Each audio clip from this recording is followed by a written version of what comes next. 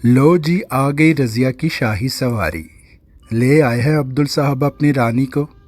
Usha staff room की खिड़की से बाहर झांकते हुए बोली। स्टाफ रूम में बैठी दूसरी उस्तानियाँ भी भागी भागी खिड़की की तरफ लपकीं और बाहर की तरफ देख देख कर मुस्कुराने लगीं। देखो तो कैसे प्यार भरी नज़रों से एक दूसरे को देख रहे हैं, जैसे नए नए प्रेमी पहली पहली मुलाकात पे आए हों। कांता उन्हें हसरत भरी नज़रों से देखते हुए बोली, अजी इनकी प्रेम कहानी तो मेरी समझ में नहीं आई आज तक। अब्दुल एक आम साधारण आदमी, शक्ल सूरत भी साधारण, फिर न जाने रज़िया उसे शहजादों जैसा भाव क्यों देती है। उषा उनकी तरफ देखते हुए हैरानी से बोली, अब्दुल भी तो जान छिड़कता है। इतने साल हो गए शादी को और आज भी ऐसे रखता है जैसे नई नवेली दुल्हन। न जाने लव मैरिज है या अरेंज मैरिज। कांता ने सवाल किया। ना लव मैरिज और ना अरेंज, मुझे तो ये स्ट्रेंज मैरिज लगती है। उषा ने चुटकुला किया और सब खिलखिला के हंसने लगी। अब्दुल और रज़िया की जोड़ी और उनकी काबिले रश्क मोहब्बत पर लोगों की हैरानगी कोई नई बात ना थी।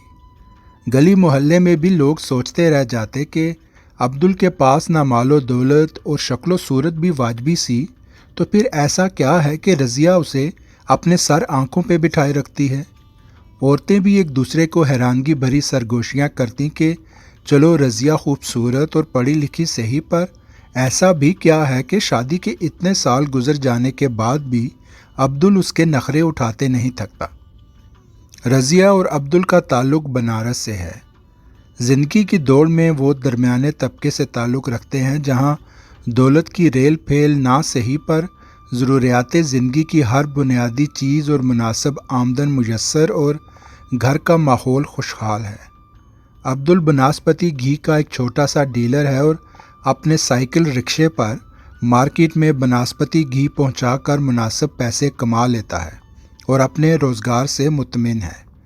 रज़िया एक स्कूल टीचर है जो उसका शौक़ भी है और शोहर का हाथ बटाने के लिए मुनासिब तनख्वाह भी मिल जाती है। रोज़ सुबह अब्दुल अपने साइकिल रिक्शे पर रज़िया को स्कूल छोड़ने के बाद ही अपने काम पे जाता है और रज़िया की छुट्टी होने से पहले ही स्कूल के दरवाजे पर आ मौजूद होता है और रज़िया का इंतज़ार करने लगता है। आज सुबह भी वो रज़िया को छोड़ने आया था। बनारस के उस छोटे से स्कूल के छोटे से स्टाफ रूम में रज़िया की सब साथी उस्तानियों ने जब उसका मुस्कुराते हुए इस्तकबाल किया तो वो हैरान होते हुए बोली, क्यों भाई, आज स्टाफ रूम में मेला क्यों लगा रखा है? अपनी अपनी क्लास में नहीं गए तुम लोग? स्कूल में खेल का टूर्नामेंट जो चल रहा है डियर रज़िया, आधा स्कूल खेल खेलने में मसरूफ़ है और बाकी आधे स्कूल को खेल देखने के लिए भेज दिया गया, तो हमने यहाँ मेला लगा लिया।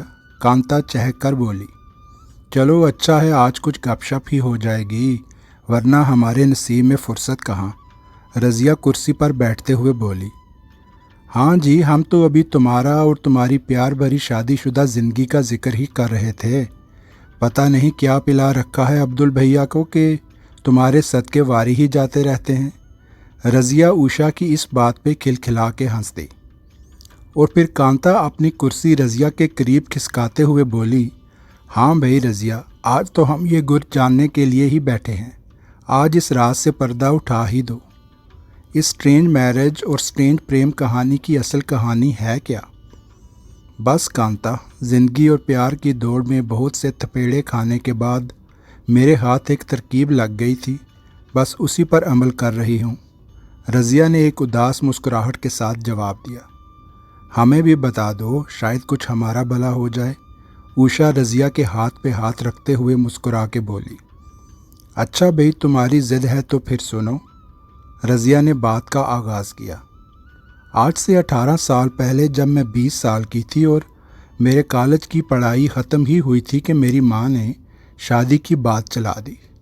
उस उम्र में मेरे नापुख्ता जहन में शादी बस ईद जैसे एक खूबसूरत दिन का नाम था जब मैं शहज़ादी की तरह सज संवर के बैठूंगी, नए कपड़े और रंग बरंगे तोहफे मिलेंगे और फिर कोई खूबसूरत शहज़ादा मुझे किसी खूबसूरत वादी में ले जाएगा जहां हमारी ज़िंदगी किसी अलफ लैलवी कहानी की तरह हंसते मुस्कुराते गुजर जाएगी। और फिर माँ बाप ने अपने जैसे एक अच्छे दौलतमंद घराने में मेरी शादी तय कर दी। زندگی کی اصل حقیقتوں اور آنے والی پیچیدگیوں سے ناواقف میں بہت خوش تھی۔ میری کالج کی سہیلیوں کو جب میری شادی کا پتہ چلا تو بھاگی بھاگی میرے گھر پہنچی۔ بہت ہنسی مذاق ہوا اور پھر ایک سہیلی بولی، یہ کیا کیا تم نے رضیہ؟ ارینج میرج پر ہی راضی ہو گئی؟ تمہیں کیا پتہ کہ وہ کیسا ہوگا؟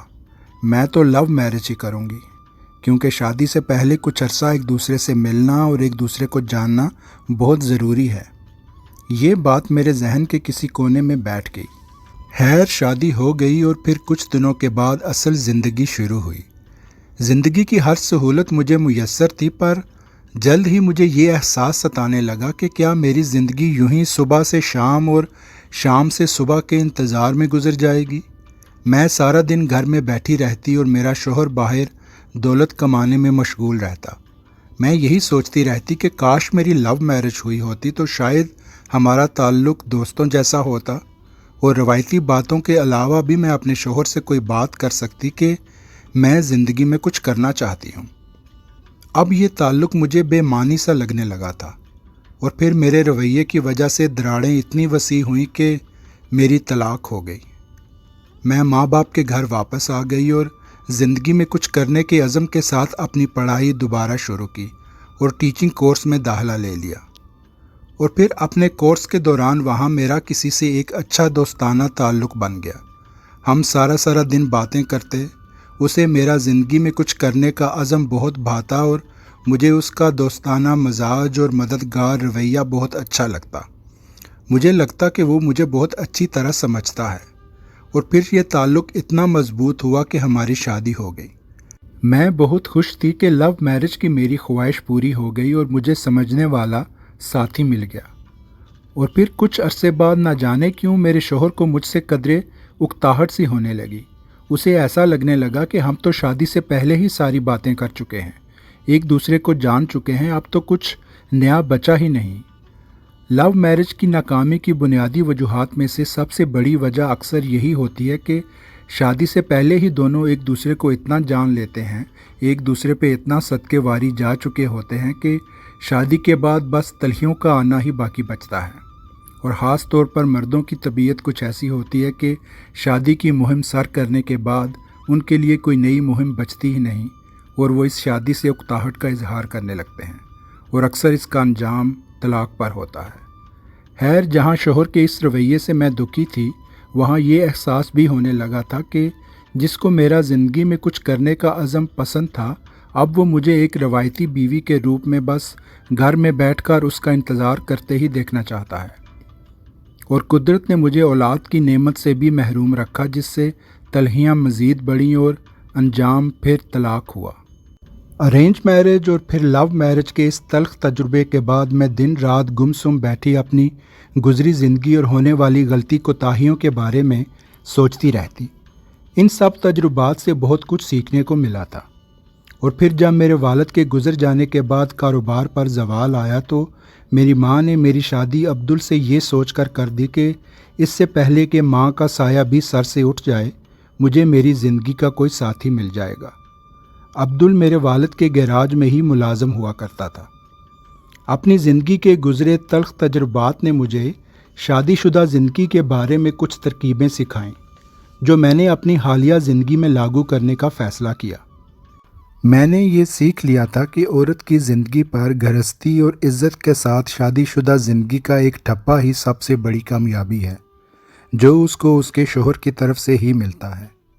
اس کے لیے چند نہایت بنیادی اور ضروری چیزوں کے علاوہ، جن میں عزت سر فہرست ہے، باقی کتنی ہی خواہشوں کی قربانی دینی پڑے، توقعات پر سمجھوتا کرنا پڑے، تو بھی بازی مات نہیں۔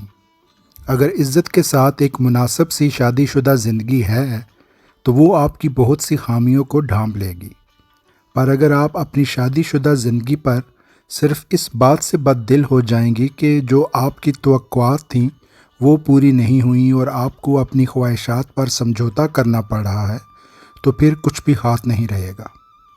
یہ بات اگر مجھے پہلے سمجھ آ جاتی تو یقین جانو میری پہلی شادی ہی بہت کامیاب رہتی۔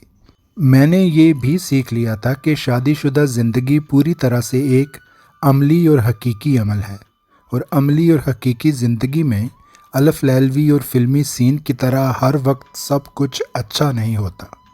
عملی اور حقیقی زندگی میں برداشت اور سمجھوتا ہی کامیابی کا راز ہے۔ یہی بات میں نے عبدل کو شادی کے پہلے دن بتائی اور اس نے مجھ سے اتفاق کیا۔ تم نے وہ کہاوت تو سنی ہی ہوگی کہ عقل مند بیوی اپنے شوہر کو بادشاہ بنا کر رکھتی ہے اور خود بادشاہ کی بیوی کہلاتی ہے، اور جب شوہر کی تصحیح کر کے اسے غلام ثابت کرنے کی کوشش کرتی ہے تو خود ہی غلام کی بیوی کہلاتی ہے اور اپنی عزت کھو دیتی ہے۔ میں بھی عبدل کو بادشاہ بنا کے رکھتی ہوں اور وہ مجھے ملکہ۔ جب آپ خود ایک دوسرے کو اس طرح عزت دیتے ہیں تو دنیا والے بھی آپ کو عزت دینے پر مجبور ہو جاتے ہیں۔ آپ کی واجبی سی صورت یا واجبی مالی حیثیت پیچھے رہ جاتی ہے، اور اس کے بغیر بھی آپ کی شادی شدہ زندگی خوشحال گزر جاتی ہے اور آپ کو پتہ بھی نہیں چلتا۔ سوچتی ہوں کاش یہ باتیں مجھے پہلے سمجھ آ جاتی۔